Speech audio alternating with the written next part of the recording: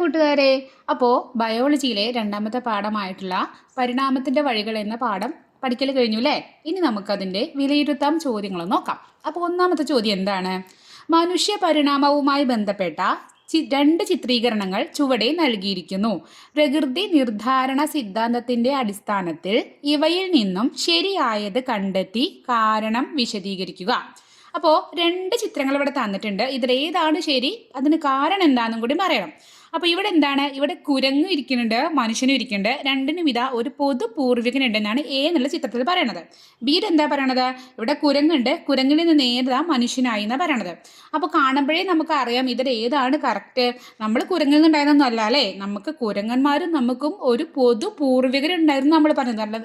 അല്ലാതെ നേരെ നമ്മൾ കുരങ്ങിൽ നിന്ന് അങ്ങോട്ട് മനുഷ്യരായതല്ല അല്ലോ. അപ്പോൾ നമുക്കതിൻ്റെ കാരണം എഴുതണം അല്ലേ? അപ്പോൾ കാരണം എങ്ങനെ പറയാൻ നോക്കാം കേട്ടോ. അപ്പോൾ ഒന്നാമത്തേൻ്റെ ആൻസർ എന്താണ്? ശരിയായ ചിത്രം എ ആണെന്ന് എഴുതാം. എന്നിട്ട് കാരണം, അതിൻ്റെ കാരണം എന്താണ്? ഡാർവിൻ്റെ പ്രകൃതി നിർദ്ധാരണ സിദ്ധാന്തമനുസരിച്ച് ഇന്നത്തെ മനുഷ്യരും കുരങ്ങുകളും തമ്മിൽ നേരിട്ടുള്ള ഒരു പരിണാമ ബന്ധമില്ല. അതായത് കുരങ്ങന്മാർ നേരിട്ടല്ല ഉണ്ടായിരിക്കേണ്ടത് മനുഷ്യന്മാരെന്നാണ് ആര് പറഞ്ഞത്? നമ്മളെ ഡാർവിൻ പറഞ്ഞത്. മറിച്ച് ദശലക്ഷക്കണക്കിന് വർഷങ്ങൾക്ക് മുമ്പ് ജീവിച്ചിരുന്ന ഒരു പൊതു പൂർവികനിൽ നിന്നാണ് ഇവ രണ്ടും വേർപിരിഞ്ഞത്. അതാണ് നമ്മൾ പറഞ്ഞത്. അതാണ് ചിത്രം എയിൽ കാണിക്കണത് അല്ലേ? ചിത്രം ബി തെറ്റാണ്. കാരണം അത് കുരങ്ങിൽ നിന്ന് നേരിട്ട് മനുഷ്യൻ പരിണമിച്ചു എന്ന് തെറ്റായി ചിത്രീകരിക്കുന്നു. അപ്പോൾ നമുക്ക് മനസ്സിലായി ചിത്രം എ ആണ് കറക്റ്റ്. അപ്പോൾ രണ്ടാമത്തെ ചോദ്യത്തിലേക്ക് പോവാം. എന്താണ്? ഡോൾഫിനുകൾക്ക് മനുഷ്യരുടേതിനേക്കാൾ വലിയ മസ്തിഷ്കം ഉണ്ടെങ്കിലും മനുഷ്യർക്ക് അവരെക്കാൾ ഉയർന്ന തലത്തിലുള്ള ചിന്താശേഷി, ഭാഷാ പ്രാവീണ്യം, സാമൂഹിക ബന്ധങ്ങൾ എന്നിവയുണ്ട്. ഈ പ്രസ്താവന താഴെ പറയുന്ന സൂചകങ്ങളുടെ അടിസ്ഥാനത്തിൽ വിലയിരുത്തുക. മസ്തിഷ്ക ഘടനയിലെ വ്യത്യാസം, പ്രകൃതി നിർദ്ധാരണത്തിന്റെ സ്വാധീനം. അപ്പോൾ ഡോൾഫിനെ കണ്ടിട്ടില്ലേ? അവരുടെ മസ്തിഷ്കം എന്ന് പറഞ്ഞാൽ നമ്മുടെ മനുഷ്യരുടെ മസ്തിഷ്കത്തിനേക്കാളും വലുതാണ്. അപ്പോൾ വലിയ മസ്തിഷ്കമാകുമ്പോൾ കുറേ ബുദ്ധി വേണ്ടേ? അതായത് നമ്മൾ ചെറിയ മസ്തിഷ്കം, നമ്മൾ തലച്ചോറ് തല വരയ്ക്കട്ടെ, ബുദ്ധി വരയ്ക്കണം തലച്ചോറ്. എന്നിട്ട് തലയിൽ എന്താ തലച്ചോറില്ലേ? അങ്ങനെയൊക്കെ അവൾ പറയില്ലേ? അതെന്താണ്? നല്ല തലച്ചോറാണ്, നല്ല മസ്തിഷ്കം ആണെങ്കിൽ നല്ല ബുദ്ധി ഉണ്ടായിരിക്കുന്നതാണ് നമ്മുടെ ഒരു ധാരണ അല്ലേ? അങ്ങനെയാണെങ്കിൽ ഡോൾഫിനില്ലേ മനുഷ്യരുടെക്കാളും വലിയ തലച്ചോറാണ്, വലിയ മസ്തിഷ്കമാണ്. അപ്പോൾ നമ്മളെക്കാളും എൻ്റെ ചിന്താശേഷിയും ഭാഷാ പ്രാവീണ്യവും സാമൂഹിക ബന്ധങ്ങളൊക്കെ അവർക്ക് വേണ്ടേ? പക്ഷേ ഇതൊന്നുമില്ല. നമ്മുടെ മനുഷ്യന്മാരാണ് മിടുക്കന്മാർ. അപ്പോൾ അതിനുള്ള കാരണങ്ങളാണ് എഴുതാൻ. ഏതൊക്കെ? നമ്മൾ അതിൻ്റെ മസ്തിഷ്ക ഘടനയിലെ വ്യത്യാസവും പ്രകൃതി നിർദ്ധാരണത്തിൻ്റെ സ്വാധീനം, ഇത് രണ്ടും ഈ 2 പോയിന്റ്സ് വെച്ചിട്ട് നമ്മൾ ആൻസർ എഴുതണം.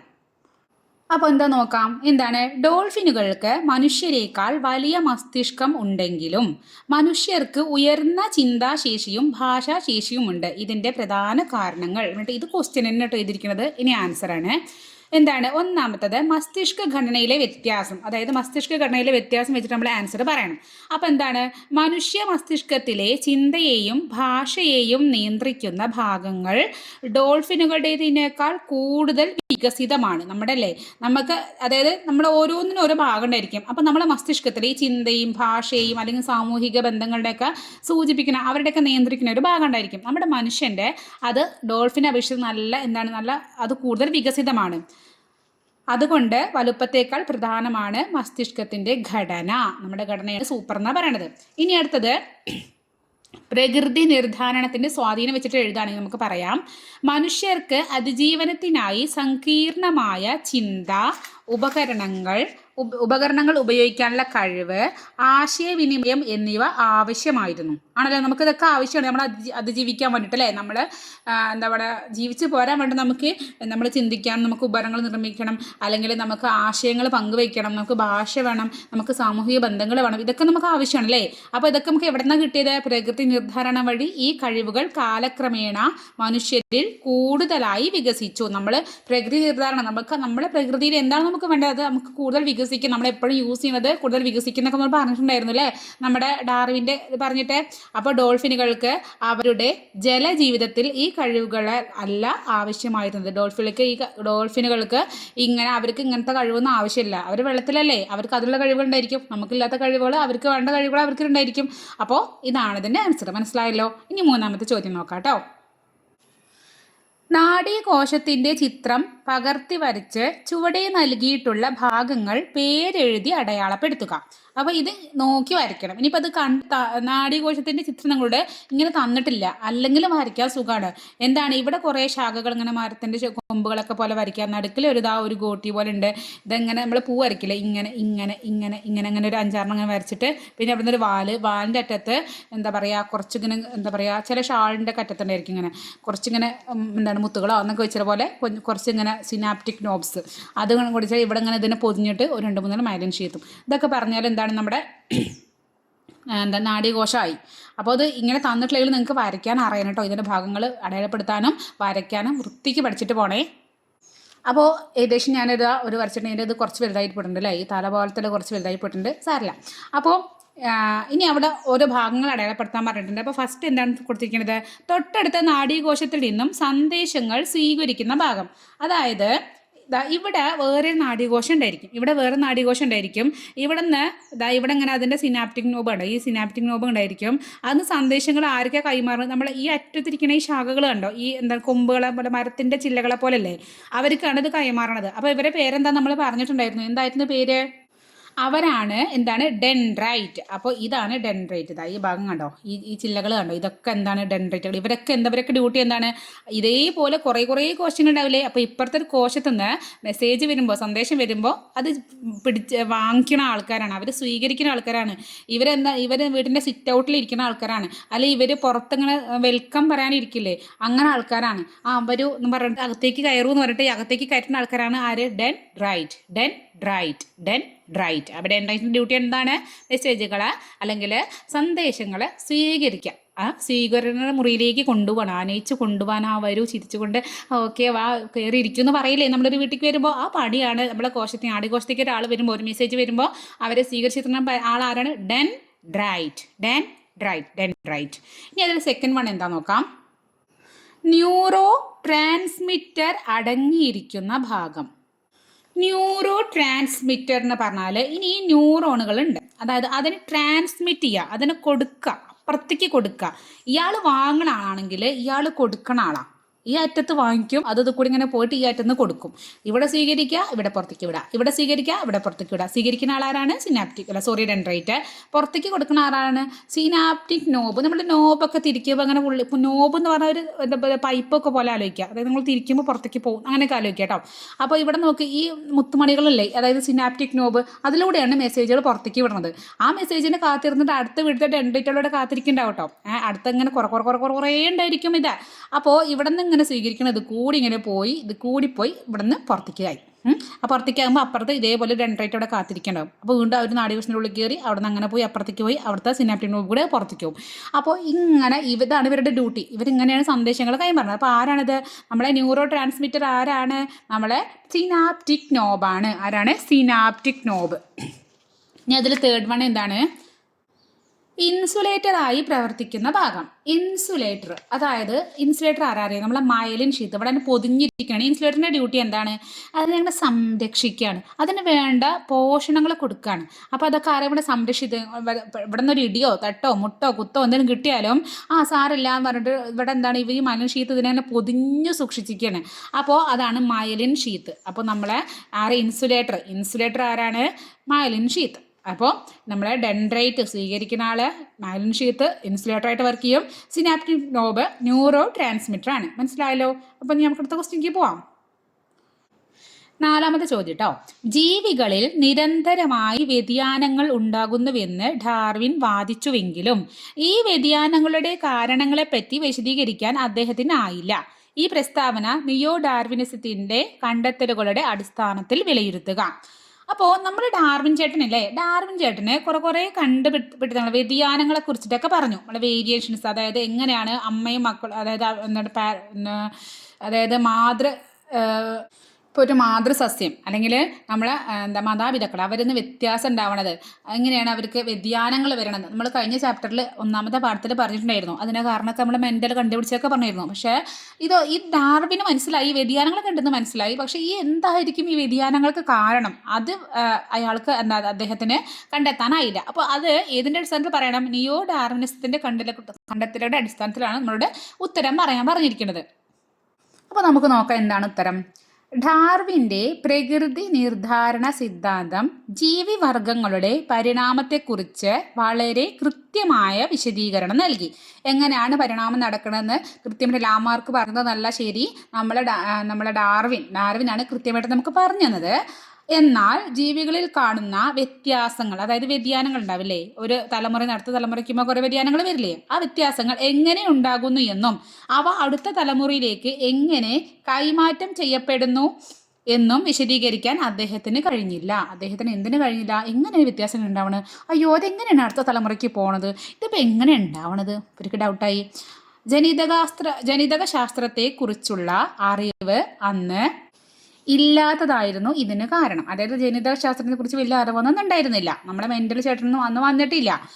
പിന്നീട് ഡാർവിൻ്റെ സിദ്ധാന്തത്തെ മെൻ്റലിൻ്റെ ജനിതക ശാസ്ത്ര തത്വങ്ങളുമായി കൂട്ടിച്ചേർത്ത് രൂപപ്പെടുത്തിയ പുതിയ സിദ്ധാന്തമാണ് നിയോ ഡാർവിനിസം.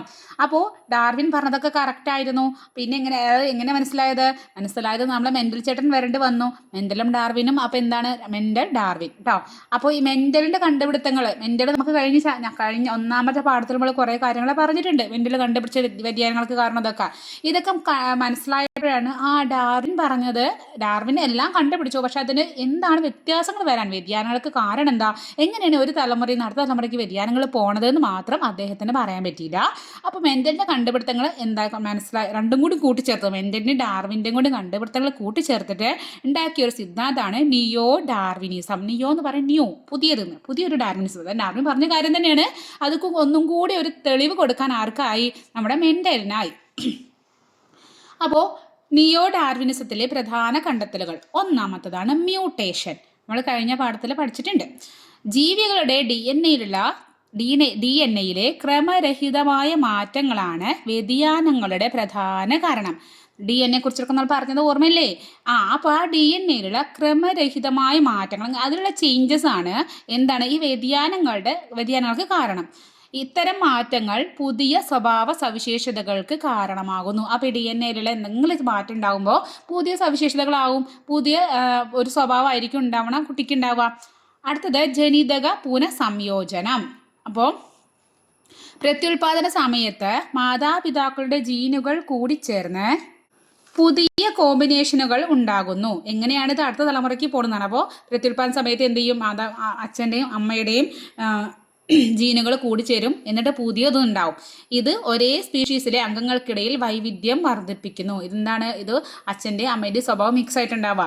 അപ്പോൾ ചെറിയ വ്യത്യാസങ്ങൾ, ഡി എൻ എയിലെ ചെറിയ വ്യത്യാസങ്ങൾ തന്നെ അത് വലിയൊരു സ്വഭാവ സവിശേഷതകൾക്കാണ് കൊടുക്കുന്നത്. അതാണ് അപ്പോൾ മനസ്സിലായി. അപ്പോൾ ഡാർവിൻ ഇങ്ങനെ ഒക്കെ കണ്ടുപിടിച്ചു. ഡാർവിന് ചെറിയ സംശയങ്ങളൊക്കെ ഉണ്ടായിരുന്നു. ആ സംശയങ്ങൾ നികത്തിയത് എപ്പോഴാണ്, നമ്മൾ നിയോ ഡാർവിനിസം വന്നതാണ്. നിയോ ഡാർവിനിസം പറഞ്ഞാൽ എന്താണ്, നമ്മുടെ മെൻ്റലും കൂടി ഇതിൻ്റെ കൂടെ സപ്പോർട്ട് ചെയ്തു. മെൻ്റലിൻ്റെ കണ്ടുപിടുത്തങ്ങൾ കൂടിയപ്പോൾ മെൻ്റലിൻ്റെയും ഡാർവിൻ രണ്ടുപേരെയും കൂടി കണ്ടുപിടുത്തങ്ങൾ കൂട്ടിയപ്പോഴാണ് എന്തായത്, നമുക്ക് നിയോ ഡാർവിനിസം കിട്ടിയത്. മനസ്സിലായോ? നെക്സ്റ്റ് ക്വസ്റ്റ്യൻ, ചിത്രീകരണം നിരീക്ഷിച്ച് ചോദ്യങ്ങൾക്ക് ഉത്തരം എഴുതുക. കേന്ദ്ര നാഡീവ്യവസ്ഥ, അതിൽ നിന്നും എന്നുള്ള ഒരു ആരോ അങ്ങോട്ടാണ് പോകുന്നത്. ഇവിടെ ശരീരത്തിൻ്റെ വിവിധ ഭാഗങ്ങളുണ്ട്. അവിടെ നിന്ന് ഒരു ആരോ ഇങ്ങോട്ട് ബി എന്ന് പറഞ്ഞിട്ട് പോകുന്നുണ്ട്. അപ്പോൾ ഇവിടെ നിന്ന് ഒരു ആരോ അങ്ങോട്ട് എ, ഇവിടെ നിന്ന് ഒരു ആരോ ബി ഇങ്ങോട്ട് ആണല്ലോ. ഇത് കേന്ദ്ര നാഡീവ്യവസ്ഥയാണ്, ഇത് ശരീരത്തിൻ്റെ വിവിധ ഭാഗങ്ങളാണ്.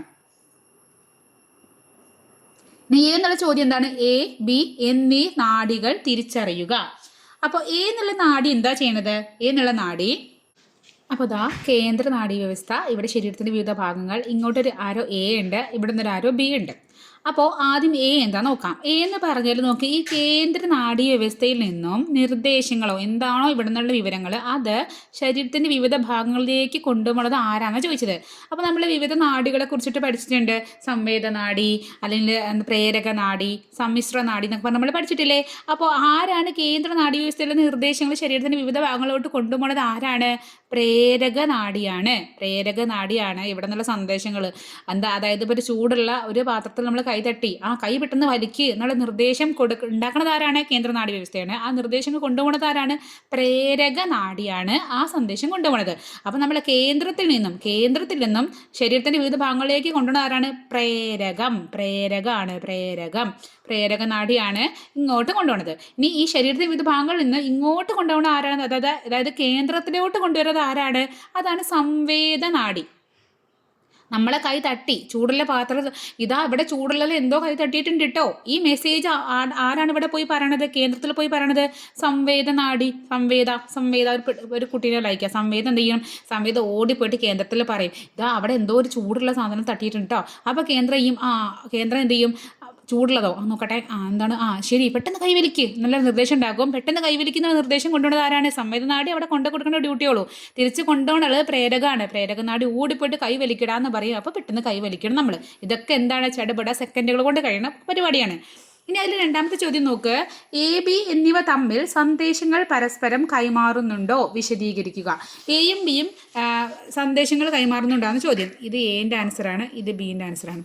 അപ്പോൾ എയും ബിയും പരസ്പരം സന്ദേശങ്ങൾ കൈമാറുന്നുണ്ട്. ഉണ്ടോ ചോദിക്കുമ്പോൾ ഉണ്ട്. എങ്ങനെയാണ്?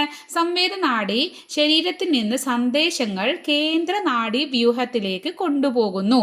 സംവേദനാഡി എന്താ ചെയ്യണത്? സംവേദനാഡി ഇവിടെ നിന്ന്, അതായത് ശരീരത്തിൻ്റെ വിവിധ ഭാഗങ്ങളിൽ, സംവേദയുടെ ഡ്യൂട്ടി എന്താണ്? സംവേദയ്ക്ക് ശരീരത്തിൻ്റെ ഏത് അവയവത്തിൽ നിന്ന് എന്തെങ്കിലും ഒരു സന്ദേശം, എന്തെങ്കിലും പ്രത്യേകിച്ചിട്ട് എന്തെങ്കിലും വന്നാൽ ആ സന്ദേശം, ആ മെസ്സേജ് ഓടിപ്പോയി കൊണ്ടുകൊടുക്കുന്ന ആൾ ആരാണ്? കേന്ദ്രത്തിൽ കൊണ്ടുകൊടുക്കുന്ന ആരാണ്? അതാണ് സംവേദ. അതെന്താ ആലോചിക്കാറ്? സംവേദ പറഞ്ഞിട്ട് കുട്ടീനെ ആലോചിക്കുക. ക്ലാസ് റൂമാണ്. ക്ലാസ് റൂമിൽ നിങ്ങൾ സംവേദമാണ് ലീഡർ. അപ്പോൾ നിങ്ങൾ എന്തെങ്കിലും ഒരു സാധാരണത്തിൽ കവിഞ്ഞിട്ട് എന്തെങ്കിലും ഒരു പരിപാടി നിങ്ങൾ ഒപ്പിച്ച് സംസാരിക്കുക, അല്ലെങ്കിൽ നിങ്ങൾ കളിക്കുക, എന്തെങ്കിലും ചെയ്യുമ്പോൾ ഓടിപ്പോയിട്ട് സ്റ്റാഫ് റൂമിൽ പോയി പറയുകയാണ് ഈ സംവേദ. എന്താ പറയണത്? ഇതാ അവിടെ സംസാരിക്കുന്നുണ്ട് കേട്ടോ എന്ന് പറയുകയാണ്. അങ്ങനെ ഒരു മെസ്സേജ് കൊടുക്കുകയാണ്. മെസ്സേജ് ഓടിപ്പോയി കൊടുക്കുന്ന ആളാണ് സംവേദം എന്നുള്ള കുട്ടീനെ ആലോചിക്കുക. അപ്പോൾ സംവേദ നാടിയാണ് മെസ്സേജ് കൊണ്ടുപോകണം. അപ്പോൾ എന്താ സ്റ്റാഫ് റൂമിൽ എന്ത് ചെയ്യും? ഹെഡ് മാസ്റ്ററോ എച്ച് എം ഒക്കെ ഉണ്ടാവും. അവരെന്ത് ചെയ്യും? നിങ്ങൾ അവിടെ സംസാരിക്കണ്ടല്ലേ, ഞാൻ കാണിച്ചു തരാം എന്ന് പറഞ്ഞിട്ട് എന്ത് ചെയ്യും? ഒരു സാറിന് ക്ലാസ്ക്ക് വിടും. എന്തിന്? നല്ല അടി തരാൻ. അപ്പോൾ എന്ത് ചെയ്യും? തിരിച്ചു പോണ ആളാണ് പ്രേരകമാണ്. തിരിച്ചു പോണത് സംവേദം അവിടെ പോയി കൊടുത്തു. തിരിച്ചു വരുന്നത് ആരാണ്? പ്രേരകമാണ്. അപ്പോൾ കേന്ദ്ര നാഡീവ്യൂഹം ഈ സന്ദേശങ്ങൾക്കനുസരിച്ച് നിർദ്ദേശങ്ങൾ നിർമ്മിക്കുന്നു. സംവേദ കൊണ്ടുപോയ ആ മെസ്സേജുകൾക്ക്, ആ സന്ദേശത്തിനനുസരിച്ച് ഇങ്ങനെയൊക്കെ ചെയ്യണം, അങ്ങനെയൊക്കെ ചെയ്യണം, ചൂടുള്ളതിൽ തട്ടിയ കൈ വലിക്കണം, നല്ല പ്രകാശം കണ്ണിലോട്ട് അടിച്ചാൽ കണ്ണ് പെട്ടെന്ന് ചിമ്മണം, ഇങ്ങനെ സംഭവങ്ങളൊക്കെ, ഒരു മുള്ളി തട്ടിയാൽ പെട്ടെന്ന് കാല് വലിക്കണം, ഈ കാര്യങ്ങളൊക്കെ പെട്ടെന്ന് പറഞ്ഞ നിർദ്ദേശം ഉണ്ടാക്കുന്നത് ആരാണ്? കേന്ദ്രത്തിലാണ്. അത് നിങ്ങളെ ക്ലാസ്സിൽ അടി ഉണ്ടായി, നിങ്ങളെ ക്ലാസ്സിൽ കുട്ടികൾ തമ്മിൽ അടി ഉണ്ടാകുമ്പോൾ നിങ്ങൾ സംവേദ പോയിട്ട് സ്റ്റാഫ് റൂമിൽ പോയി പറഞ്ഞു. അതായത് നമ്മൾ സ്റ്റാഫ് റൂം നമ്മൾ കേന്ദ്രമായിട്ട് ആലോചിക്കാം.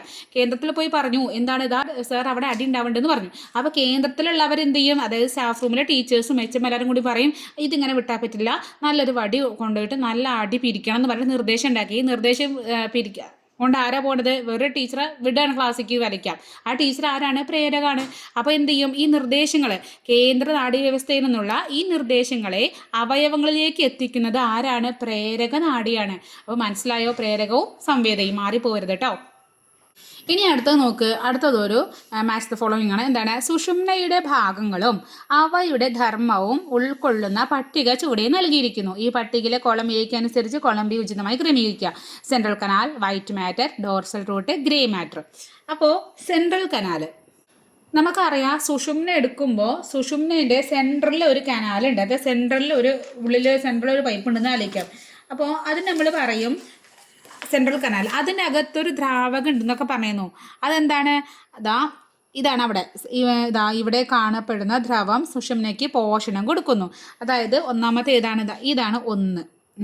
അതായത് ഇത് ഇങ്ങോട്ട് ഇങ്ങനെ കൊടുക്കുക. അതായത് ഇങ്ങോട്ട് ഇങ്ങനെ കൊടുക്കുക. കാരണം എന്താണ്? ഈ സുഷുമ്നേൻ്റെ അകത്ത്, ഈ സുഷുമ്നൻ്റെ നടുക്കിൽ, സുഷുമ്ന എങ്ങനെയാണെങ്കിലും അതിന് നടുക്കൊരു പൈപ്പുണ്ട്. ആ പൈപ്പിൽ നിറയെ എന്താണ്? ഈ സുഷുമ്നയ്ക്ക് വേണ്ട പോഷണം നൽകാനുള്ള ഒരു ദ്രാവകമാണ്. റിബ്രോസ്പൈനൽ ദ്രാവകം എന്നൊക്കെ നമ്മൾ പഠിച്ചിട്ടുണ്ട്. അപ്പോൾ അതെന്താ ചെയ്യണത്? അതിന് പോഷണം നൽകുന്നുണ്ട്, അതിനെ സംരക്ഷിക്കുന്നുണ്ട് നമ്മൾ പറഞ്ഞിട്ടുണ്ട്. അപ്പോൾ അതിൻ്റെ നമ്മൾ കുറേ അതിന് സ്റ്റെപ്പായിട്ട് നമ്മൾ നോട്ട്സ് തന്നെ തന്നിട്ടുണ്ട്, എന്തൊക്കെയാണ് അവരുടെ ഡ്യൂട്ടി എന്നുള്ളത്. ഫസ്റ്റ് നെക്സ്റ്റ് വൈറ്റ് മാറ്റർ എന്ന് പറഞ്ഞാൽ നമ്മൾ മൈലിൻ ഷീത്ത് ഉള്ള നാഡീകോശങ്ങളാണ് വൈറ്റ് കളർ. മൈലിൻ ഷീത്ത് നമ്മൾ പൗഡറൊക്കെ പോലെ ആലോചിക്കും. നമ്മൾ മുഖത്തൊക്കെ ഇടില്ലേ പൗഡർ. അപ്പോൾ അങ്ങനെ പൗഡർ ഇടുമ്പോൾ നല്ല വൈറ്റ് കളറാകും. ചിലർ നല്ല വൈറ്റ് അല്ലേ പൗഡർ, അപ്പോൾ വെള്ള കളറാവാനല്ലേ. അപ്പോൾ മൈലിൻ ഷീത്ത് ഉള്ള സ്ഥലത്ത് നല്ല വൈറ്റാണ്. മൈലിൻ ഷീത്ത് എന്താണ്? ആൾ നല്ല പൗഡറൊക്കെ ഇട്ടുള്ള ആളാണെന്ന് ആലോചിക്കാം. അപ്പോൾ നമ്മളെ വൈറ്റ് മാറ്റർ എന്താണ്? ഇവിടെ ഇങ്ങനെ, ഇതാണ് 2 വരുന്നത്. അടുത്തത് ഡോർസൽ റൂട്ട്, ഡോറാണ്. അപ്പോൾ ഡോർസൽ പറഞ്ഞാൽ എന്തോ ഒരു ഡോറാണ്, കടത്തി ഡോറിൻ്റെ ഡ്യൂട്ടി എന്താണ്, ഉള്ളിലേക്ക് കടത്തി വിടുക, അതാണല്ലേ ഡോറിന് പുറത്തേക്ക് വിടാൻ പറ്റുന്ന ഉള്ളിലേക്ക് കടണം, നമ്മൾ ഡോർ ആലോചിക്കാം. അപ്പോൾ ഇവിടെ രണ്ടെണ്ണം ഉള്ളിലേക്ക് കൊടുക്കേണ്ടത്. ഒന്നാണ് ആവേഗങ്ങളിലെ സുഷുമ്നയിലേക്ക് എത്തിക്കേണ്ടത്, ആവേഗങ്ങളെ ശരീരത്തിൻ്റെ വിവിധ ഭാഗങ്ങളിലേക്ക് എത്തിക്കുന്നു. അപ്പോൾ രണ്ടും കൂടി തരുമ്പോൾ കൺഫ്യൂഷനായി, ഏതെങ്കിലും ഒന്നാണ് നമുക്ക് സുഖമായിരുന്നു അല്ലേ. അപ്പോൾ ഇവിടെ ഡോറ് കൂടി എവിടേക്കുള്ള ഡോറാന്ന് ആലോചിക്കുക. ഇത് സുഷുമ്നയുടെ കാര്യങ്ങളാണ് പറയണത്, നമ്മൾ സുഷുമ്നയുടെ ഭാഗങ്ങളല്ലേ പറയണത്. അപ്പോൾ സുഷുമ്നയ്ക്ക് സന്ദേശങ്ങൾ, ആവേഗങ്ങൾ എത്തിക്കുന്നതാണ് ആര്, നമ്മുടെ ഡോർസൽ റൂട്ട്. അപ്പോൾ ഡോർസൽ റൂട്ട് ഇങ്ങോട്ടാണ് കേട്ടോ, അല്ലാതെ ശരീരത്തിൻ്റെ വിവിധ ഭാഗങ്ങളിലേക്ക് എത്തിക്കല്ല. അവിടെ എന്താണ്, നമ്മുടെ സുഷുമ്നയ്ക്ക് എത്തിക്കുകയാണ്, സുഷുമ്നേൻ്റെ ഉള്ളിലേക്കാണ്. Next grey matter. Grey matter പറഞ്ഞാൽ അവിടെ എന്തല്ല, അവിടെ പൗഡറൊന്നും ഇട്ടിട്ടില്ല. പൗഡർ ഇടുന്ന ആൾ ആരാണ്, മാലിന്യശീത്താണ്. മാലിന്യശീത്ത് ഉണ്ടെങ്കിൽ അവിടെ വൈറ്റ് ആയിരിക്കും. അവിടെ എന്താണുള്ളത്, ഈ നാഡീ കോശങ്ങളുടെ കോശ ശരീരം കൂടുതലുള്ള സ്ഥലത്താണ് നമ്മൾ ഗ്രേ ഉണ്ടാവുക. അപ്പോൾ മാലിന്യശീത്തുള്ളത് കൂടുതലുള്ളത് വൈറ്റ് മാറ്ററാണ്. നാഡീ കോശങ്ങളുടെ കോശ ശരീരമാണ് കൂടുതൽ ഉണ്ടാവുക. കോശ ശരീരം കുറേ കോശ ശരീരങ്ങൾ. അപ്പോൾ നമുക്കത് പറയാം, അവിടെ എന്താണ്, അവിടെ ഗ്രേ മാറ്ററാണ് ഉണ്ടാവുക. നെക്സ്റ്റ് ചോദ്യം നോക്കാം. ഫോസിലുകളിൽ നിന്നും ലഭ്യമായ വിവരങ്ങളുടെ അടിസ്ഥാനത്തിൽ ചില മനുഷ്യ പൂർവികരും അവരുടെ പ്രത്യേകതകളും ചുവടെ നൽകിയിരിക്കുന്നു. നൽകിയിട്ടുള്ള ഉത്തരങ്ങളിൽ നിന്നും ശരിയായി ക്രമീകരിച്ചിരിക്കുന്നത് കണ്ടെത്തുക.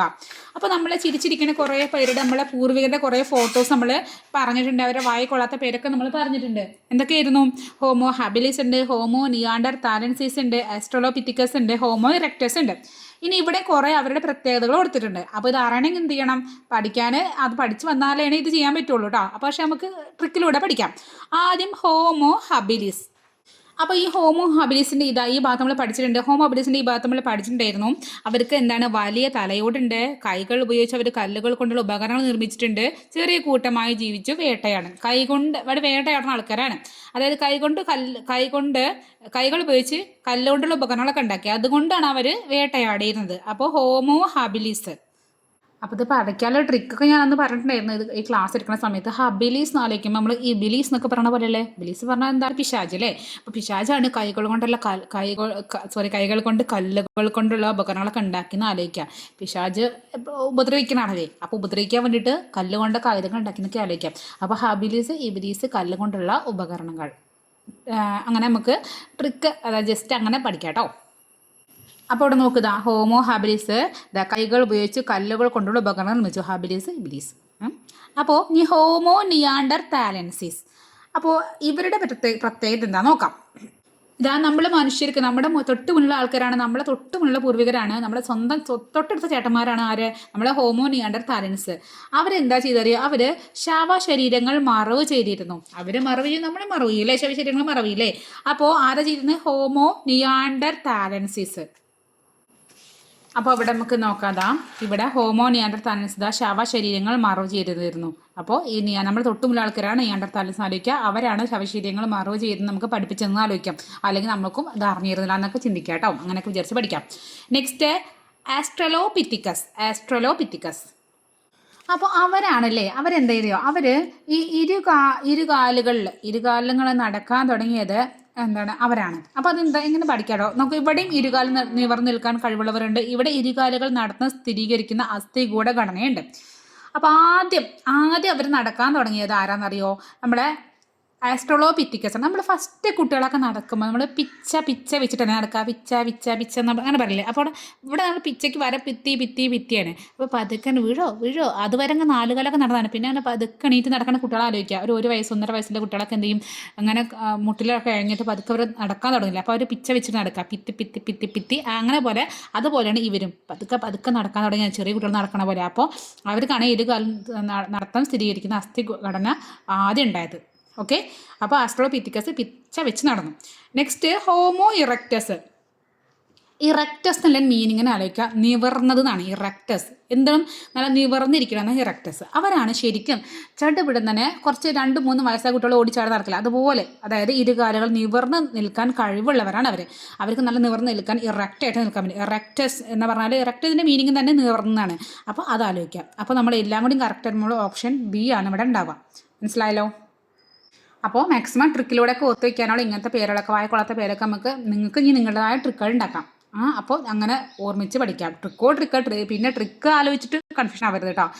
നമ്മൾ ഓർമ്മയിൽ ഇരിക്കുന്ന രീതിയിൽ നമ്മുടെ കുടുംബക്കാരായിട്ടോ നമ്മളെ അയൽവാസികളായിട്ടോ ബന്ധപ്പെടുത്തിയിട്ട് പേരുകളൊക്കെ അങ്ങനെയൊക്കെ ആക്കിയിട്ടൊക്കെ പഠിക്കാം. അങ്ങനത്തെ പേര് ഇപ്പം നിങ്ങൾക്ക് പറഞ്ഞാൽ എന്താണ് അത് ചിലപ്പോൾ നിങ്ങൾക്ക് എൻ്റെ അത് നിങ്ങൾക്ക് ചിലപ്പോൾ ഇതാവില്ല. അത് ഓരോരുത്തർ ഉണ്ടാക്കുന്ന ഒരു ട്രിക്കാണ്. മാക്സിമം ട്രിക്കിലൂടെ പഠിച്ചാൽ നമുക്ക് കൂടുതൽ ഈസി ആക്കാൻ പറ്റും കേട്ടോ.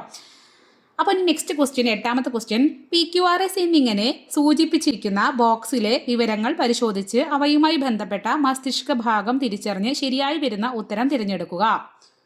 അപ്പോൾ ഇവിടെ PQRS 4 ബോക്സ് തന്നിട്ടുണ്ട്. 4 എന്തൊക്കെ കൊടുത്തിട്ടുണ്ട്? ആന്തര സമസ്ഥിതി പാലനം, ഇന്ദ്രിയാനുഭവങ്ങൾ പ്രദാനം ചെയ്യുന്നു, ആവേഗങ്ങളുടെ പുനഃപ്രസരണ കേന്ദ്രം, ശ്വാസോച്ഛ്വാസ നിരക്കിനെ നിയന്ത്രിക്കുന്നു. അപ്പോൾ ആദ്യം ആന്തര സമസ്ഥിതി പാലനം. നമ്മളെ ഉള്ളിലൊക്കെ അങ്ങനെ എന്താ പറയുക, ആന്തരം പറഞ്ഞാൽ അകത്തുള്ള കാര്യങ്ങൾക്ക് വൃത്തിക്കും വെടുപ്പായിട്ട് നോക്കണ ഒരു മാസമായിട്ടുള്ള ആൾക്കേ നോക്കാൻ പറ്റുള്ളൂ അല്ലേ? ആണല്ലോ. എല്ലാ കാര്യങ്ങളും വൃത്തിക്ക് എന്താണ് ആന്തര സമസ്ഥിതി പാലനം, എല്ലാവരെയും സമമായിട്ട് പാലിക്കുകയാണ്. ആ ഡ്യൂട്ടി മാസമായിട്ടുള്ള ആളല്ലേ. അപ്പോൾ മാസമായിട്ടുള്ള ആൾ ആരറിയോ? നമ്മളെ തലാമസ് അല്ല, ഹൈപ്പോ തലാമസ്. ഹൈപ്പോ ആണ്, ഹൈപ്പോ ആയിട്ടുള്ള തലാമസ് ആണ്. ഹൈപ്പോ ആയിട്ട് മാസ് കാണിക്കുകയാണ് ആര്? നമ്മളെ ഹൈപ്പോ തലാമസ്. എന്താണ്? ഈ ആന്തര സംസ്ഥിതി പാലനമൊക്കെ ചെയ്തിട്ട്. അപ്പോൾ നമ്മളെ പി എന്നുള്ളത് നമ്മളെ ഹൈപ്പോ തലാമസ് ആണ്. അപ്പോൾ അതാ ഹൈപ്പോ തലാമസ്. നെക്സ്റ്റ്, ഇന്ദ്രിയാനുഭവങ്ങൾ പ്രദാനം ചെയ്യുന്നു. ചൂട്, തണുപ്പ്, അല്ലെങ്കിൽ അങ്ങനത്തെ ഇന്ദ്രിയാനുഭവങ്ങളില്ലേ, പഞ്ചേന്ദ്രിയങ്ങൾ കൂടെ കിട്ടണ അല്ലേ, ആ അനുഭവങ്ങളൊക്കെ നമുക്ക് തരണത് ആരാണ്? ഇത് നമുക്ക് ചെയ്യാനറിയാം. നമുക്ക് സെറിബ്രമാണ് ഇന്ദ്രിയം സെറിബ്രം അങ്ങനെ ആലോചിക്കുക കേട്ടോ. നെക്സ്റ്റ്, ആവേഗങ്ങളുടെ പുനഃപ്രസരണ കേന്ദ്രം. പുനഃപ്രസരണമാണ്, അങ്ങോട്ടും ഇങ്ങോട്ടും മാസമായിട്ട് പുനഃപ്രസരണമാണ്. പക്ഷെ എന്നാലും ആന്തര സംസ്ഥിതി പറഞ്ഞാൽ സൂപ്പർ മാസാണ്, ഹൈപ്പോ തലാമസാണ്. പക്ഷെ ഇവിടെ ആവേഗങ്ങളുടെ പുനഃപ്രസരണ കേന്ദ്രം ആരാണ്? നമ്മുടെ തലാമസാണ്. തലയിൽ വെച്ചിട്ടാണ്. അതായത് തലയിൽ മാസമായിട്ട് ആവേഗങ്ങൾ അങ്ങോട്ടും ഇങ്ങോട്ടും ഇങ്ങനെ പുനഃപ്രസരണം ചെയ്യാണ്. പിന്നെ നമ്മളെ ശ്വാസോച്ഛ്വാസ നിരക്കിനെ നിയന്ത്രിക്കുക. ശ്വാസോച്ഛ്വാസം നിയന്ത്രിക്കുന്ന ആരാണ്? പോൺസാണ്. അതായത് നിങ്ങൾ ഇതൊറ്റയ്ക്കല്ല, അവിടെ ഉള്ള ബാക്കിയുള്ള, അതായത് ഇവരുടെ വേറെ ഇതൊക്കെ ഉണ്ട്. അതായത് ഓരോന്നിനും ഹൈപ്പോതലാമസിനും സെറിബ്രത്തിനും ഉള്ള വേറെ ഡ്യൂട്ടീസൊക്കെ ഉണ്ട്. അതും കൂടി ഇതിൻ്റെ കൂടെ പഠിക്കണം കേട്ടോ. ഇതന്നെ എക്സാമിന് തരണമെന്നില്ല. അതായത് ഇവിടെ ഓരോന്നിനും ഈ ഒരു സംഭവം നന്നായിട്ട് പഠിക്കേണ്ട ഒരു പേജാണ്. ഇവിടെ പോൺസാണ് നമ്മുടെ ശ്വാസോച്ഛ്വാസ നിരക്കിനെ നിയന്ത്രിക്കേണ്ടത്. പോൺസ് പൗഡർ ഇടുക. കണ്ണിൽ പോൺസിൽ PONDS പോൺസിൻ്റെ പൗഡർ ക്രീമൊക്കെ കണ്ടിട്ടില്ലേ? യെസ്, ആ ക്രീമിനെ ആലോചിക്കുക. നമ്മൾ കണ്ണിലിട്ടില്ല, മുഖത്തൊക്കെ ഇടണമല്ലേ ക്രീമും പൗഡറൊക്കെ. അപ്പോൾ ആ പൗഡർ മുക്കിൽ പോയാൽ നമുക്ക് ശ്വാസം കിട്ടുമോ? ഇല്ല. അപ്പോൾ ശ്വാസോച്ഛ്വാസ നിരക്കിനൊക്കെ നിയന്ത്രിക്കുന്ന ആരാണ്? പോൺസ്. അങ്ങനെയൊക്കെ ഇങ്ങോട്ട് പഠിക്കണേ, അല്ലാതെ വേറെ നിവൃത്തിയില്ല കേട്ടോ. അതായത് മാക്സിമം തമാശയായിട്ട് രീതി പഠിക്കുക. പഠനം ഒരു കീറാമുട്ടിയായിട്ട് എനിക്കൊന്നും അറിയില്ലല്ലോ, എന്തൊക്കെ പേരാന്ന് വെച്ചിട്ടില്ല. മാക്സിമം നമുക്ക് എന്താണ് പഠിക്കണമൊക്കെ ഫുൾ നമ്മൾ ഫുൾ എപ്പോഴും ഒരു തമാശയായിട്ട് എടുക്കാം. അപ്പോൾ ചിരിയും കളിയും അങ്ങനെയൊക്കെയായിട്ട് പഠിത്തെടുക്കാം. എന്തെങ്കിലുമൊക്കെ ട്രിക്ക് ഞാൻ ഉണ്ടാക്കും, ഞാൻ നേടിയെടുക്കും. ഇത് എനിക്കുള്ളതാണെന്നുള്ളൊരു ട്രിക്കിലൂടെ ഞാൻ പഠിക്കും. ബാക്കിയുള്ളവർ കഷ്ടപ്പെട്ട് പഠിക്കുമ്പോൾ ഞാൻ ഇഷ്ടപ്പെട്ട് ട്രിക്ക് ഉണ്ടാക്കി പഠിക്കുന്ന ആലോചിക്കുക. ഞാൻ എപ്പോഴും ട്രിക്കിൻ്റെ ആളായിരുന്നു കേട്ടോ. എനിക്ക് നല്ല മാർക്കും കിട്ടിയിരുന്നു ഈ ട്രിക്ക് കൂടി പഠിച്ചിട്ട്. അപ്പോൾ പോൺസ് പൗഡർ ഇടുമ്പോൾ മൂക്കിൽ കൂടി ശ്വാസം കിട്ടിയില്ല, അപ്പോൾ ശ്വാസോച്ഛ്വാസ നിരക്കിനെ ബാധിക്കില്ലേ? അപ്പോൾ പോൺസ് നമ്മുടെ ബ്രെയിൻ സ്റ്റെമ്മിൽ പോൺസാണ് നമ്മളെ ശ്വാസോച്ഛ്വാസ നിരക്കിനെയൊക്കെ നിയന്ത്രിക്കുന്നത്. മനസ്സിലായല്ലോ? അപ്പോൾ ഇവിടെ C ആണ് നമ്മുടെ ആൻസർ. ഓക്കെ, നെക്സ്റ്റ് ഇവിടെ ലാസ്റ്റ് ക്വസ്റ്റ്യൻ ആണ്. ചുവടെ നൽകിയിട്ടുള്ളവയെ ഉചിതമായ കോളത്തിൽ ഉൾപ്പെടുത്തി പട്ടിക പൂർത്തീകരിക്കുക. കഴുത്തിൻ്റെ നീളം, അതായത് ഇവിടെ ലാമാർക്കിസും ഡാർവിനിസും തമ്മിലുള്ള ഒരു ഇതാണ്. ഫസ്റ്റ് വണ്ണാണ്, കഴുത്തിന് നീളമുള്ള ജിറാഫുകൾ മാത്രം നിലനിൽക്കുന്ന ആരാ പറഞ്ഞത്? ഡാർവിൻ ആണോ പറഞ്ഞത്, അതോ നമ്മുടെ ലാമാർക്കാണോ പറഞ്ഞത്? അപ്പോൾ ഈ കാര്യം അറിയണമെങ്കിൽ നമ്മൾ ഇവിടെ ഒരു കുളത്തിൽ കണ്ടോ തന്നിട്ടുണ്ട്. ഇവിടെ തന്നെ ഈ ഒരു ഇത് പഠിച്ചാൽ അറിയാം. ഇവിടെ നമ്മൾ രണ്ടുപേരും എന്തൊക്കെ പറഞ്ഞ വ്യത്യാസങ്ങൾ നോക്കിയിട്ട് നമ്മൾ പറഞ്ഞിട്ടുണ്ട്, വീണ്ടും പറയണില്ല. അതാരാ? ഡാർവിനാണ് പറഞ്ഞത്. എന്താണ്? കഴുത്തിന് നീളമുള്ള ജിറാഫുകൾ മാത്രം നിലനിൽക്കുന്നവർക്ക് പറഞ്ഞത് ഡാർവിൻ ചേട്ടനാണ്. നെക്സ്റ്റ്, ഉപയോഗവും നിരുപയോഗവും. ഉപയോഗമുള്ള വസ്തുക്കൾ മാത്രം നിലനിൽക്കുള്ളൂ, ഉപയോഗിക്കാത്തത് നശിച്ചു പോകുന്നു പറഞ്ഞത് ആരാണ്? നമ്മളെ ലാമാർക്കാണ് പറഞ്ഞത്. കാരണം നീളം കുറഞ്ഞതും ഉണ്ടായിരുന്നു, നീളം കൂടിയതും ഉണ്ടായിരുന്നൊക്കെയാണ് അദ്ദേഹം പറഞ്ഞത്. അപ്പോൾ അത് ലാമാർക്കാണ് പറഞ്ഞത്. അപ്പോൾ ഇത് ലാമാർക്ക് പറഞ്ഞു. ഇനി പ്രകൃതി നിർദ്ധാരണം. തീർച്ചയായിട്ടും പ്രകൃതി നിർദ്ധാരണം ആരാണ്? നമ്മുടെ ഡാർവിൻ ചേട്ടൻ്റെ ഒരു സുപ്രധാനമായ കണ്ടുപിടുത്തല്ലേ പ്രകൃതി നിർദ്ധാരണം. അതൊരിക്കലും ലാമാർക്കിന് വിട്ടുകൊടുക്കാൻ പറ്റില്ല, നമ്മളെ ഡാർവിൻ്റെയാണ്. ജീവിത കാലയളവിൽ ആർജിക്കുന്ന വ്യതിയാനങ്ങൾ. ആ കാര്യം പറഞ്ഞത് ആരാണ്? നമ്മളെ ലാമാർക്കാണ്. ജീവിതകാലത്തിൽ എന്തെങ്കിലും നമ്മൾ ആർജിക്കുന്ന വ്യതിയാനങ്ങൾ അടുത്ത തലമുറയ്ക്കും പോകുന്നൊക്കെ പറഞ്ഞത്. അത് നമ്മൾ അതിന് എക്സാമ്പിളൊക്കെ പറയുന്നു. ഒരാൾക്ക് മസിലുണ്ട്, അവരുടെ കുട്ടിക്കും അത് മസിൽ കിട്ടും എന്നൊക്കെ അങ്ങനെയൊക്കെ പറഞ്ഞ് നമ്മൾ പറയുന്നു. അത് തെറ്റായിട്ട് പറഞ്ഞത് ലാമാർക്കാണ്. നെക്സ്റ്റ്, നിരന്തരമായ ഉപയോഗത്തിലൂടെ ജിറാഫിൻ്റെ കഴുത്തിന് നീളം കൂടുന്നു. അതെന്തായിരുന്നു? അത് തെറ്റാണല്ലേ. നിരന്തരമായി ഉപയോഗിച്ച് നീളം ഇങ്ങനെ കൂടി കൂടി കൂടി വന്നു കഴുത്തിനെന്നാണ് പറഞ്ഞത്. അപ്പോൾ അത് തെറ്റാണ്. തെറ്റ് പറഞ്ഞതൊക്കെ ആരാണ്? നമ്മുടെ ആൾ ഡാർവിനാണ്. ലാമാർക്കിന് കുറേ കാര്യങ്ങൾ തെറ്റിപ്പോയിട്ടുണ്ട്. അപ്പോൾ ഏകദേശം വായിച്ചിട്ട് അത് തെറ്റാന്ന് തോന്നിയാൽ നിങ്ങൾക്ക് അപ്പോൾ അത് ലാമാർക്കാന്ന് ഉറപ്പിക്കാം. നെക്സ്റ്റ്, വ്യതിയാനങ്ങളുടെ പാരമ്പര്യ പ്രേഷണം. അത് ശരിയാണ്. ശരിയായ കാര്യങ്ങൾ പറഞ്ഞത് നമ്മുടെ ഡാർവിൻ ചേട്ടനല്ലേ. അതായത് വ്യതിയാനങ്ങളുടെ പാരമ്പര്യ അടുത്ത തലമുറയ്ക്ക് പോകുന്നുണ്ട് ഈ വ്യതിയാനങ്ങൾ, വ്യത്യാസങ്ങൾ. അതിന് കാരണമാണ് അദ്ദേഹത്തിന് പറയാൻ പറ്റാതിരുന്നത്. കാരണം നമ്മൾ പിന്നെ മെൻ്റൽ പറഞ്ഞപ്പോഴാണ് നമ്മൾ നിയോ ഡാർവിനിസം ഉണ്ടായത്. അപ്പോൾ ഇതോടെ നമ്മളെ ചാപ്റ്റർ ഫിനിഷ്. അപ്പോൾ നന്നായിട്ട് പഠിക്കുക, എന്നിട്ട് നല്ല മാർക്ക് വാങ്ങിക്കുക.